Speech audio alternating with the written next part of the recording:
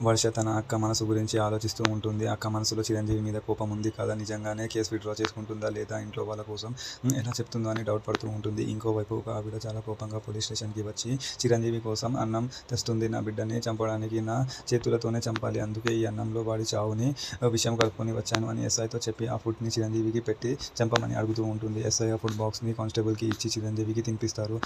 చిరంజీవి కూడా ఏమీ తెలియక పాయిజన్ కలిసిన అన్నం తినడానికి రెడీ అవుతాడు. కరెక్ట్‌గా అదే సమయంలో విజయశాంతి మరియు తన మామగారు చిరంజీవి కోసం కొత్త ఫుడ్ బాక్స్ తీసుకొని స్టేషన్‌కి వస్తారు. కానీ ఎస్ఐ వాళ్ళని లోపలికి వెళ్ళడానికి ఆపేస్తాడు. అయితే ఎస్ఐ ఇది స్టేషన్, మీ ఇల్లు కాదు, ఫుడ్ అలౌ చేయను అని గట్టిగా ఆపేస్తాడు. దానితో విజయశాంతి మామగారు నీకు లంచాలు ఎంత కావాలో చెప్పు, కానీ ఫుడ్‌ని ఆపకుండా అని గట్టిగా తిడుతూ ఉంటాడు. చిరంజీవికి పాయిజన్ ఫుడ్ తినిపిస్తున్నప్పుడు విజయశాంతి లోపలికి వచ్చి ఆ ఫుడ్‌ని గట్టిగా తన్ని పడేస్తుంది. చిరంజీవి చాలా కోపంగా ఎస్ఐ కాలర్ పట్టుకొని నా ఫుడ్‌ని ఎలా పంపించేస్తావు అని గొడవ పడుతూ ఉంటుంది. ఇది నా స్టేషన్, నా ఇష్టం అని ఎస్ఐ అంటే విజయశాంతి ఇది ప్రజల కోసం కట్టిన స్టేషన్, మీ ఇష్టం వచ్చినట్లు చేస్తే నడవదు అని చెప్తూ ఉంటుంది.